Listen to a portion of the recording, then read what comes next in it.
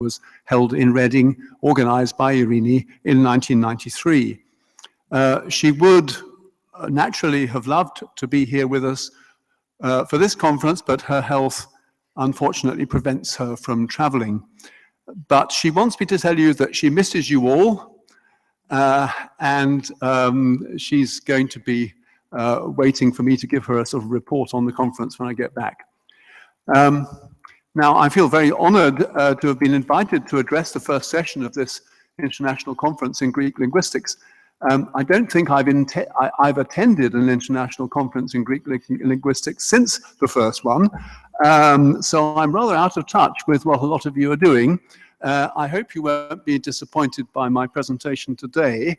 Now, I see I've only got just about three quarters of an hour before the next session begins, so I may have to cut some material, which means that I may have to jump from one place to another without actually seeming to be in some way consistent.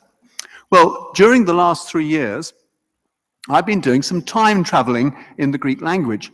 I've been traveling to a little studied area of Greek, namely the language of literary texts produced in the late 18th century in the area dominated by a powerful group of Greek-speaking Orthodox Christians in Constantinople, known as the Phanariates. On these journeys, I've often been reminded of my geographical travels in the 1980s to study another under-researched area of Greek, namely the dialects spoken by Greek speakers in northeast Turkey. Not the least of the similarities between these two kinds of travel is that both of them have involved the study of linguistic phenomena that are due to contact between Greek and Turkish. In this lecture, I'd like to give you, this is an outline, I'm already in the introduction, I would like to give you a brief account of the kind of material I've collected in my time-traveling fieldwork, and to argue that certain types of literary text may provide prima facie evidence of spoken usage in a particular speech community. Then I shall present some provisional results of my ongoing research, and I will present two different types of result. First, the insights my fieldwork has given me into the general state of the Greek language in the particular time and place I've visited. That's number 4. And then lastly, I want to give you some examples of linguistic phenomena that are exemplified in the data I brought back with me. The particular focus of my research happens to be lexis and semantics, but in this lecture, I'll cast my net wider. The last 50 years or so of the 18th century form part of the lexicographically missing years between the end point of Kriaras's medieval dictionary, 1669, and the Greek dictionaries produced in the first third of the 19th century. Because of the political and cultural ascendancy of the Phanariates, it's a period when written vernacular Greek was exposed to more intense Turkish influence than ever before or since. It seems to me to be important to study Greek as it was spoken and written immediately before the rise of nationalism and before the most intense phase of the language controversy. The history of the language of the unlettered rural folk has already been intensively studied. What I find interesting now is to study the history of the speech of educated urban people. For one thing, given that the Greek state from its foundation in the 1820s until 1974 was characterized by diglossia and by continuous controversies over which variety of Greek was the most appropriate for written purposes, we might ask to what extent was Purism operating in everyday speech before the rise of nationalism, and what were its motives? Also, studying the Greek language during this period in comparison with later periods helps us to understand the kinds of human agency involved in linguistic innovation and linguistic change, especially those changes that spread from written to spoken usage. I want to emphasize that I'm not talking about the state of the Greek language as a whole in a particular chronological period, but about just some varieties of Greek that are attested from the writings of Phanariate circles. Now, why focus on texts from the Phanariate cultural area? Phanariates, whose centers of political power and cultural diffusion were Constantinople, the cities of Bucharest, the capital of Wallachia, and Iași, the capital of Moldavia, both of these now in Romania, were appointed to high positions in the Ottoman administration. For this reason, they became the most politically powerful and culturally prestigious group of Orthodox Christians in the Ottoman Empire. Constantinople was the Vasilevousa, the seat of the Sultan, and therefore the administrative capital of the Ottoman Empire. But it was also the seat of the ecumenical patriarch and therefore the spiritual capital of the Greek Orthodox world. Constantinople was a melting pot that gathered together people from all over the Orthodox world. And people and cultural features of this world spread well beyond the confines of the area in which the Phanariates wielded political power to cultural centers in Ottoman Greece such as Yanina, to diaspora communities in cities such as Vienna, and later to Athens when it became the capital of the Greek state. Focusing on a selection of Greek literary texts from the late 18th century, I will argue that such texts provide effective evidence for the spoken language of their time and place. The following texts are at the center of my research material. Two original satirical comedies written in the Phanariot cultural area, one called Alexandrovodas or Asiniditos, written by Georgios Soutsos around 1785. The target of the satire is Alexandros Mavrokordatos, Prince of Moldavia, 1785-6. And to Saganaki Tistrelas, I explain on the screen what's meant by Saganaki, not what we know and love from Greek cuisine, written by an anonymous author around about 1790 and targeted against Nikolaos Mavrogenis, Prince of Wallachia, 1786 to 1789. And secondly, two sets of translated dramas, 10 comedies by the Venetian Carlo Goldoni, translated from Italian by one or more anonymous individuals in the Phanariot cultural area around 1800, and 3 dramas and 1 comedy by August von Kotzebue, translated from German by Konstantinos Kokinakis and published in Vienna in 1801. The authors or translators of all of these texts attempt to represent contemporary spoken Greek, and all of these texts are in prose. The fact that most of them remained unpublished until a century or two later means that their authors probably weren't in a position to read each other's texts. Each text was written independently of the others, so that linguistic features that are common to all of them are likely to indicate widespread phenomena rather than features that were confined to a small literary clique. I was going to quote Brian Joseph and Ior Manolesu. Hello, Brian. I saw you earlier on. Hi. I was going to quote Brian Joseph and Ior Manolesu for their rather skeptical references to the usefulness of literature for historical linguistic material. I'll spare Brian his blushes, and I'll, for the sake of brevity, really just go on with my own words. Having worked at the interface between literary and linguistic studies for almost 50 years, I'm convinced that the literature of the past can be a rich source of knowledge and understanding concerning the language that was spoken in the time and place in which the text was written. We have Joseph Manolesu, right.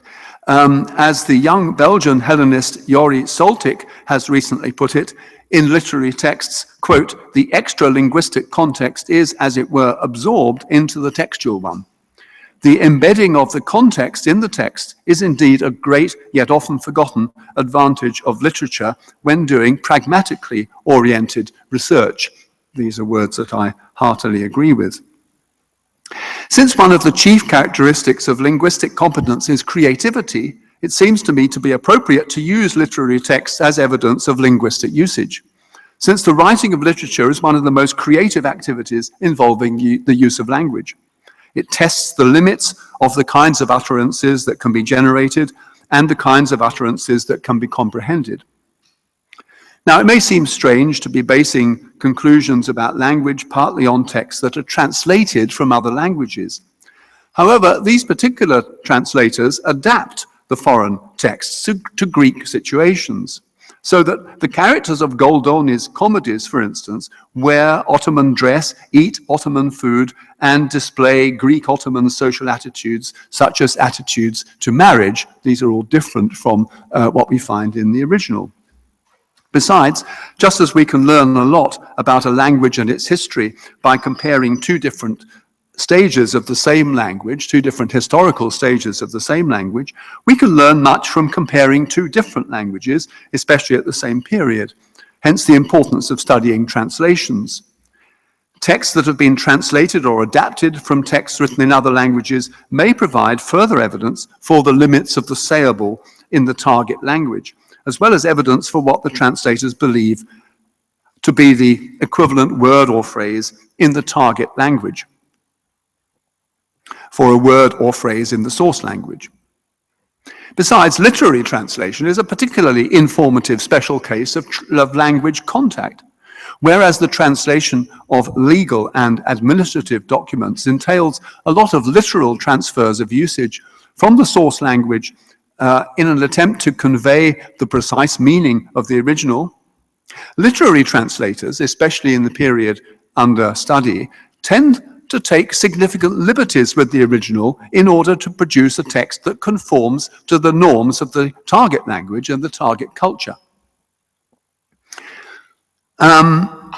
Linguists have quite rightly stressed the importance of using linguistic samples from the past that are representative of different ages, different social classes, and genders. Now, I would contend that dramas, and especially comedies written in prose, are particularly valuable for the representation of spoken language. Certain types of non-literary texts, such as newspapers, legal documents, and commercial correspondence, are confined to a single register and make repeated use of stock formulas. By contrast, comedies in dramatic form provide prima facie evidence of the use of different linguistic registers. In comedies, vocabulary and grammar are displayed in action and reaction. Utterances are performed in a social context, in everyday verbal and non-verbal interactions among various specific types of speaker, albeit the speakers are fictional. These speakers occupy various positions in society. The texts I'm studying display various sociolinguistic phenomena, for instance, the kinds of utterance that were thought to be appropriate and inappropriate in specific social situations, including degrees of formality and levels of politeness.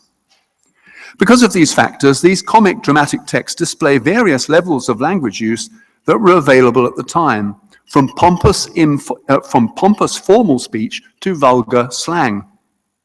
We see the way that masters, both aristocrats and bourgeois, interact with other masters, servants with servants, masters with servants, parents with sons and daughters, husbands with wives, and lovers with each other. And I'm sure Gabriel Drachman and Angeliki Malikuti would have liked this bit, even the way that adults talk to children.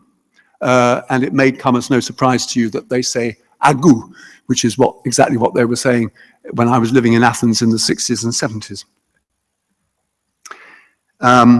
The plays contain instances of all or most categories of speech act, including greetings and leave-takings, categorical and tentative statements, affirmations and denials, questions, commands, requests, expressions of advice, promises, apologies, congratulations, exclamations, and attempts to persuade or to frighten, each one placed within a specific context of social interaction in real time, and most of them eliciting a plausible linguistic response, and or sometimes a physical response, especially in the case of slapstick comedy. The speakers in these texts are fictional characters rather than real people who existed in the past, but we don't have any such evidence of the ways in which living people interacted linguistically with each other at the time. These texts provide snapshots of the state of the Greek language in a particular cultural area immediately before the onset of systematic purism and of vituperative arguments about the language. The composite picture they provide is admittedly somewhat blurred. They don't provide much detail on phonology, for instance, and they reveal almost nothing about phonetics. As one might expect, they provide a great deal of information about vocabulary and semantics, but little about morphology that's not already known. There's also a lot of syntactic information which I haven't even begun to examine. To what extent do the Constantinople features in these texts result from the fact that Constantinopolitan is part of a wider dialect area, which Christos Zitsilis calls Thraco-Bithynian? Are we dealing only with a localized dialect or sociolect, or is there evidence of something more general? What can the language of these texts tell us about attempts to form a common language, or the attempts of speakers to speak in a kind of non-dialectal, non-regional language? And in what ways might this common language have differed from today's? At this point, I should make it clear that the texts I'm studying make little or no use of features from specific regional dialects, that is, apart from the dialect which was spoken by the people of Constantinople themselves. I mean, this is, as it were, the norm, the default, but there's very little example in these texts of people speaking other dialects. And on the few occasions when servants, for instance, speak in a kind of non-standard according to the norms of the text, Greek, these deviations from the author's norms are not presented with a specifically satirical purpose, as they are in later comedies promoting a particular language ideology, such as Neroulos' Korakistika and Vysandios' Babylonia. Well, some general observations on the state of the Greek language, at least as used in these areas at that time. So the Greek language, or part of it, before the rise of nationalism. Constantinople, Bucharest, and Iași were the chief centers of Greek political and cultural power at the time. During the 18th century and until the early 19th, Bucharest was the capital of the Phanariot-ruled Principality of Wallachia and home to the Princely Academy, the most prestigious and influential of all Greek schools at the time, and the most important educational establishment in Southeast Europe, while Iași was the capital of the Phanariot-ruled Principality of Moldavia. Thus, the Greek language of Constantinople, Bucharest, and Iași, far from being of peripheral interest to the historian of the Greek language, should be central. It's important to investigate the extent to which standard modern Greek, for instance, has drawn from Constantinople Greek. This is not something I'm doing in my lecture today, however. The Ottomanist Johann Strauss has recently talked of, quote, the new status of Turkish in the Phanariot era. It seems clear that in the Phanariot period, Ottoman Turkish took on the status of an administrative language and a language of culture for certain politically and culturally influential groups of Greek-speaking Orthodox Christians. Not because the study of Turkish was imposed by the Ottoman authorities on their subjects, it wasn't, but because learning Turkish served the interests of these groups in terms of material gain and social and political status. Another Ottomanist, Matthias Kapler, talks of the phenomenon of, quote, Ottomanization without Islamicization in cosmopolitan Ottoman cities. Quite apart from the Phanariots who occupied high positions in the Ottoman administration, the considerable number of Greeks who served on their staff as secretaries and other officials had to know Turkish, both colloquial Turkish and formal Ottoman, as well as either French or Italian. Some of these Greek officials also knew Persian and Arabic, and even translated texts with significant intellectual content from various languages into Ottoman Turkish.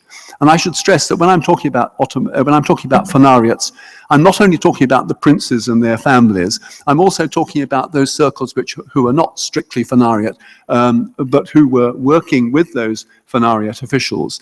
And these people didn't come from Constantinople themselves. In fact, most of them didn't. They came from various parts of the Greek-speaking world, even the Aegean Islands. And even these people learned Ottoman Turkish and colloquial Turkish and were able to translate into and out of these languages. It's quite remarkable, and actually it's also rather remarkable. We hardly know anything about the way in which such people were taught Turkish. There were no, of course, public Ottoman schools for teaching members of the non-Turkish speaking minorities Turkish. I mean, there was nothing official. It all had to be done by private tutors, it seems.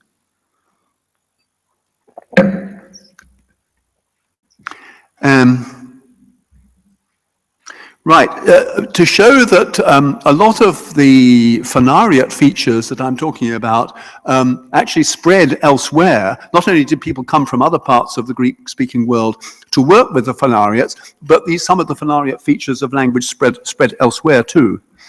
Some of the Turkish and Romanian terms used in phanariate circles came to be used in Greek outside the strictly Ottoman phanariate cultural area. And here I take a few examples from the translations that Kokkinakis did in Vienna of the German dramatist Kotzebue.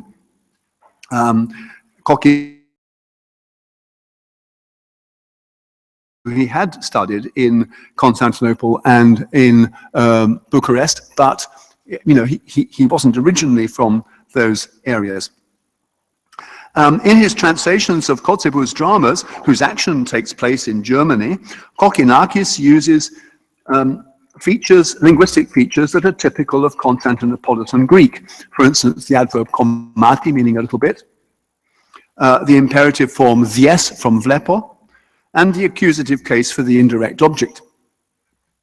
Kokkinakis even uses words of Romanian origin, such as kokona, my lady, and kokonitsa, miss, mamselle in German, vatachos, a steward or major domo, kamarasis, a counselor, and even the word masa, table, which could be from Romanian or it could be from Turkish. It's doubtful. I mean, it's obviously not originally a Turkish word, but it's used in Turkish. It's the normal word for table in Turkish, as most of you probably know. But nobody's quite sure how it's come into the language. It must be from Latin mensa originally. But it's true that Kokkinakis, as I say, had studied in Constantinople and Bucharest before settling in Vienna. But my point is that since the phanariates formed a powerful and prestigious group in the Ottoman Empire, their language was similarly prestigious.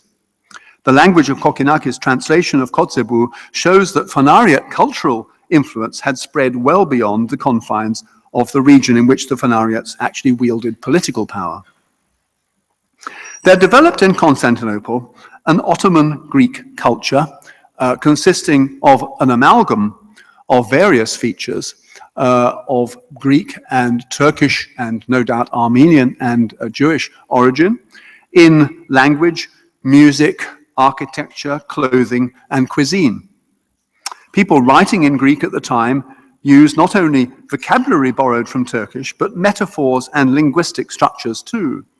Even when the characters are not using Turkish words, they often use phrases that are translated word for word from Turkish. And I sometimes find that in order to understand some of these expressions, I have to translate them from Greek word for word into Turkish, then look them up in my Turkish dictionary to find out what they mean.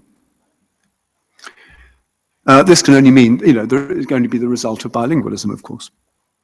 And not only the bilingualism, but the prestige of Turkish amongst such people. The anonymous authors of some of the texts I've been studying must have known a good deal of Turkish, and whoever their intended audience might have been, we don't actually know anything about their intended audience, they too would have had to know quite a lot of Turkish in order to understand the jokes, if nothing else. The use of Turkish loans in Greek texts of the 18th century provides important evidence of the consequences of contact between native speakers of different languages. Some of the characters in these comedies switch or mix codes between Greek and Turkish, both between sentences and within sentences, not only using official Ottoman expressions, but uttering whole sentences in Turkish. Such phenomena challenge us to try to discover the motivation for their use by both the authors and their characters. Is it for reasons of politeness, prestige, pretentiousness, or simply fashion? Metaphors taken from various aspects of the Ottoman administration are used in these Greek texts. Whereas we've normally, for instance, from the legal system, a lot of legal terms, Ottoman legal terms you find. Because that was the only legal system that existed. Okay, there were the church ecclesiastical courts, which I'm afraid I don't know much about, but everybody had to have something to do with the proper Ottoman courts, if they were living in the Ottoman Empire and had any any law case to deal with. Whereas we've normally assumed that Turkish loanwords have entered Greek mostly at a popular level, here we see highly educated Greeks using not only Turkish words that belong to colloquial registers, but also Ottoman literary and technical terms belonging to learned and socially prestigious registers, and even words and phrases that are specifically associated with Islam. But we also find everyday terms of endearment, such as zanum, my dear, Turkish canum, literally my soul, corresponding to Greek psychimu, and ciğerimu, literally my liver, in Turkish ciğerim, although there doesn't seem to be a Greek equivalent, psychotimu.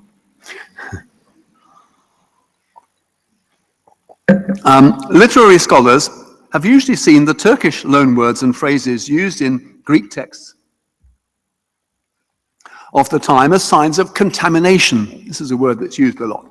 The Italian scholar Anna Gentilini, who has edited the Goldoni translations, talks disparagingly about this hybrid language stuffed with linguistic loans.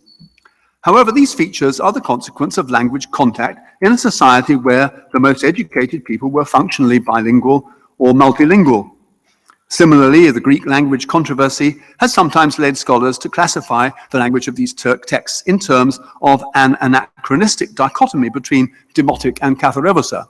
These terms, of course, had not been invented in those days, and therefore the concepts hadn't been invented either.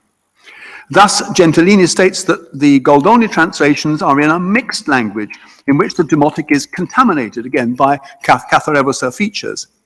Yet, in fact, this is not a mixed language. It's just that these authors, unlike the Cretan Renaissance poets and unlike Dimitrios Katarsis, who was, it's true, writing in Bucharest at the time, these authors did not attempt a faithful representation of spoken phonology and morphology in their writings.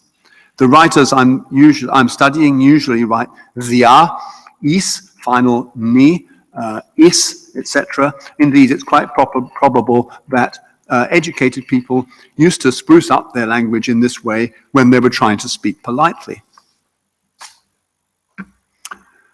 Now, finally then, some, although it's quite a long section, I haven't finished yet, some specific lexical, grammatical, and sociolinguistic phenomena. Most of the interesting linguistic phenomena concern vocabulary and sociolinguistic features. And I'll start with something more about lexis and semantics. A number of commonly used native words have changed their meaning since that time. For instance, apovalo meant reject, problema meant proposal, zitima meant demand, theoria meant both appearance and looking at, so what the thing looked like, but also the action of looking at the thing. So that axia theorias was the equivalent of standard modern Greek axiotheata, that they're worth looking at. The singular merikos was used very commonly at the time in phrases such as diao apo merikon keron for some time, merikon stratevma, some troops, so merikos used with uncountable nouns. No, well, they're not uncountable nouns, sorry, but singular nouns. And the verb akoluthi, it occurs or happens. Also, unlike standard modern Greek, telios, more often than not, and kamiaphora, frequently, were used in negative rather than positive sentences, as in them me aresi telios, I don't like it at all. While posos was obligatorily accompanied by a negative particle, then me aresi posos, with the same meaning, whereas today it's often used in a negative sense without a negative particle, as in posos me endiaferun ta telesigrafa tu zunutu. It's a bit of elegant modern Greek. Loan words, well, that we've already had that, sorry. Loan words. Here's an instance of several loan words within a single sentence from one of the Goldoni translations.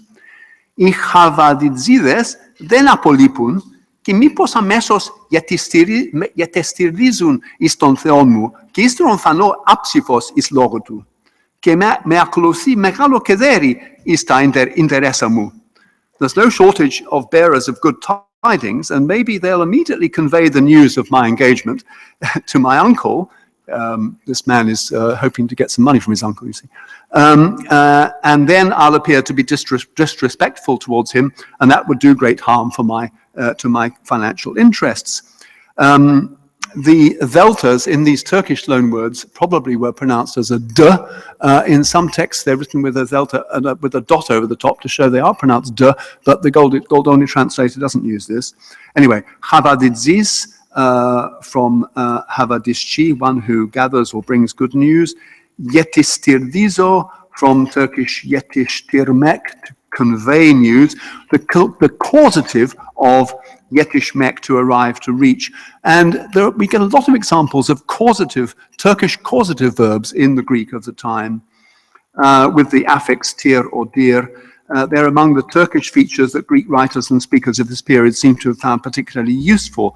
Other examples include, the first one is a non-example, katsirdizo, kazanvirdizo, to cause or gain, to profit.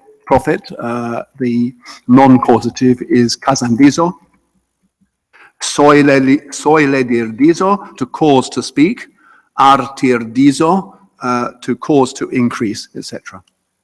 Some of these verbs are still used today in Istanbul Greek, but I can't think of any example of this kind of verb that's used in standard modern Greek. Cadere, harm or damage, and intereso from Italian. But considering that this passage is found in a translation from Italian, it's remarkable that it contains far more loans from Turkish than from Italian, and this is the case throughout this huge collection of translations of Goldoni, which stretches to 550 pages in a printed text. It's huge. Now, the language of this period is characterized by a high degree of synonymy. Examples of doublets in the Goldoni translations, where you get one of Greek and one of foreign origin, include the following: apelpisia and disperazione, perieria and curiosità, zistichismenos and zavalis, peripeso and zefklendizo. Sometimes you even get triple synonyms like evge, aferim, and bravo, all being used in these texts for well done. And in some cases, we even find a larger repertoire of synonyms being used. So for the word generous, we get metadotikos, which was quite the normal word, perhaps probably in those days, for generous.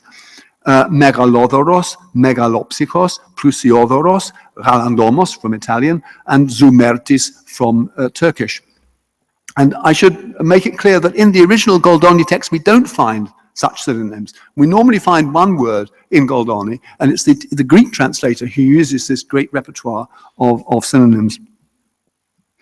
In some cases, there is a clear stylistic differentiation between synonyms. For instance, ogligora, it's usually written like that, neutral, just meaning quickly, the everyday word for quickly, but tsabukika, from Turkish, from the normal Turkish word meaning fast, meaning something like sharpish, double quick, chop chop at the double, something like slang, slang use of the word. of the Turkish word being used in lower registers and comic registers. And then another doublet, fliaro, high register, and tsambuno or tsambunizo, low register. Sometimes you get two characters conversing, one of them an upper class character using fliaro, and another one a lower class character saying tsambuno, which was the normal word, I think, in everyday speech for this concept in those days. I've talked already about idiomatic phrases calqued on Turkish, and I'll just confine myself to a very small number of examples involving parts of the human body. A very wide expression, widely used expression of the time is "then me didikeri," it's not in my interest, literally translated word for word from Turkish. A pair of expressions, "vieni sto kefali," it's accomplished, and its causative counterpart, "vrazo sto kefali," to accomplish, again, literally translated from Turkish. And I like this phrase, "tis simvevikos megalo ke anelpisto opu ilthei sto kefalimu." Again, "ilthei sto kefalimu" is a literal translation from Turkish, and we find it in many, many cases in these texts. And in some cases still used in Constantinople by Greek speakers today. Grammar, morphology. Well, these texts display considerable inconsistency in morphology, but they do make fairly systematic use of certain Northern Greek morphological and syntactical features, particularly the use of alpha rather than epsilon in the expanded accusative singular forms of certain pronouns, aftona, ekinina, viestona, viestina, piona, piana. Endokrisis, if that's how you pronounce it. I've only ever seen this word written down, or critic infixation that Brian Joseph has talked about. The placing of a first-person singular critic object pronoun between the stem and the plural ending of imperatives. Pesmeteto, krypsemete, zosemeteto, and also a single example. Now, whether this is just a mistake, but there it is. And an analogical non-imperative form, thelemete mathi possa sixevro. You'll find out that I know you. And the use of the accusative for the indirect object, as in metoipes, you told me, but the use of tis for the masculine as well as the feminine singular indirect object. Tis dozini, he gives it to him, or of course he gives it to her. There are a few examples of what I would call morphological modernization of ancient Greek verbs in me, whose forms in standard modern Greek are actually closer to the ancient ones. So you get apodikno, even in Korais actually. He doesn't know apodiknio, he only knows apodikno. And katasteno, katastino, you never find katisto, even though you find it being used, these are being used in the same meaning, you know, katasteno, katasteno object, adjective, just as in modern Greek you use katisto to render something, something. The past perfect me ichespi is used even in the word order ichetistoipi, but I found no instance of the modern present perfect of the echopi type, which, as we know, was already coming into Greek, but only in certain areas, it seems, of northern Greece. Now, whether it had spread to Constantinople or not, I don't know, but it's not there in these texts. Futures are regularly formed with either personal thelo plus non-finite verb, thelosedosi, or less frequently impersonal theli plus finite verb, thelisedoso, and occasionally with both verbs in finite forms, then thelun seidun, or else thena plus finite verb. I have found some examples of the future formed with tha, with the modern particle tha, but actually not very many in comparison with these others. A few interesting examples, interesting to me at least, of voice and transitivity. 3 examples where a passive verb form used in the 18th century has since been replaced in the same meaning by an active form. First, the transitive deponent verb epichirizome, standard modern Greek epichiro. The transitive deponent verb syncherome, I congratulate, but it's interesting, isn't it, that in the perfective in standard modern Greek, it's, although the imperfective is synchero, the perfective is actually passive. It's as if it's still descended from this older passive deponent verb syncherome. The passive verb thimonome I get angry, corresponding to an active form thimono, to make someone angry.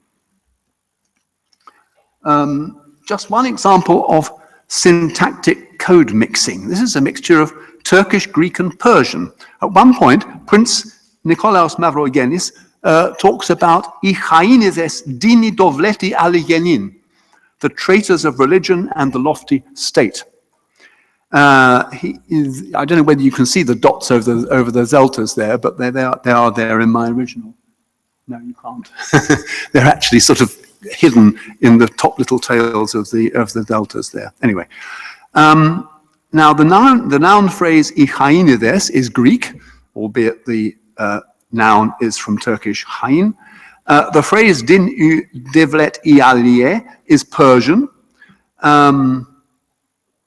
while the final "nin" right at the end is Turkish. It's the only part of the phrase that's Turkish, and it's in the wrong word order for Turkish. It's an extraordinary mixture of three languages syntactically, and I believe the author of this text knew exactly what he was doing, and he was doing it for comic purposes. He expected his readers to be able to understand what was going on.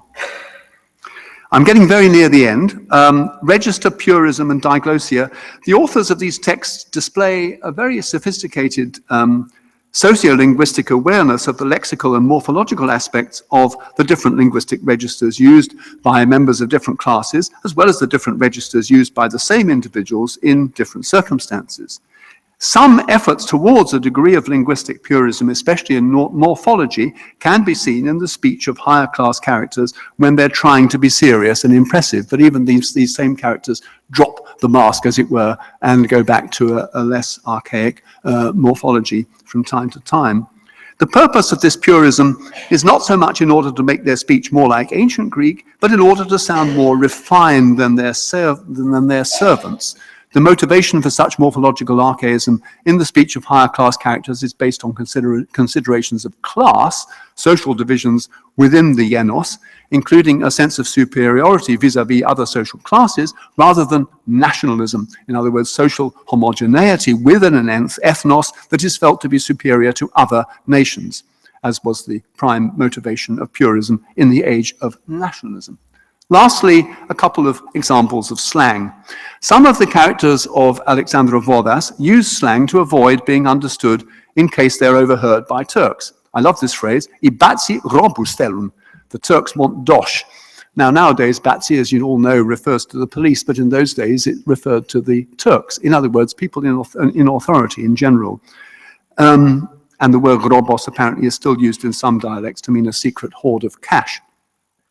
Slang is also used for other reasons, e.g. when one character in the same play says to another, "I pustides sankartiasun yirunde ibnedes."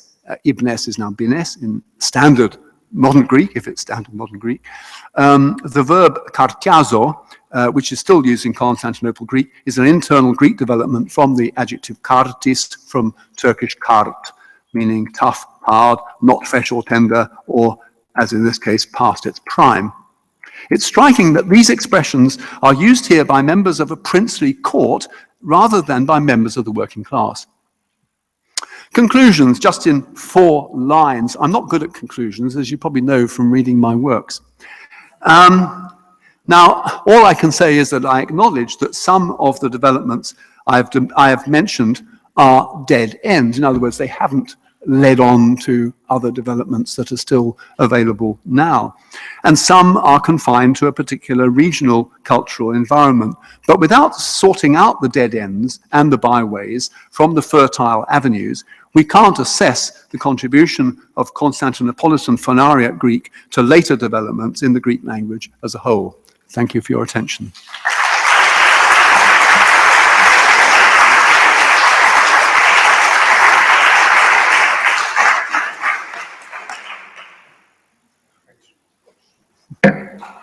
Ευχαριστούμε πολύ, Πίτερ, για τα πολύ ενδιαφέροντα και πλούσια που μας είπες. Χρόνος πολύς για συζήτηση δεν υπάρχει, αλλά να σε τιμήσουμε με κάποιες λίγες ερωτήσεις. I think that will be okay. Θανάση, μου είπες ότι θέλεις να ρωτήσεις κάτι. Okay. Thank you, Peter, for a very interesting presentation. my defense, I'm not sure exactly what you were referring to, but in my defense, I have talked a lot about making use of whatever is available, and you certainly show us here how possible it is to make use of these texts to great advantage. I think tomorrow, I guess, Mark Janssen and I will talk about something similar, namely evidence of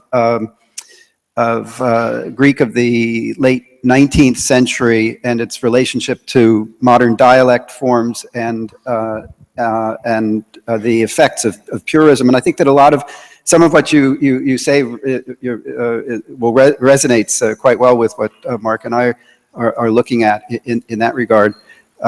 I think that in many of the Balkan languages, if you look at the right time period, you can see the same kind of intense Ottomanization. Let's say 19th century Bulgarian is highly Turkicized lexically, but Purism in the 20th century has eradicated that in the standard language.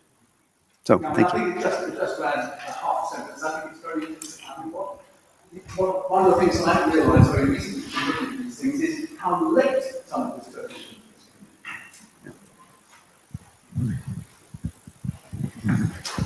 Ευχαριστούμε πολύ.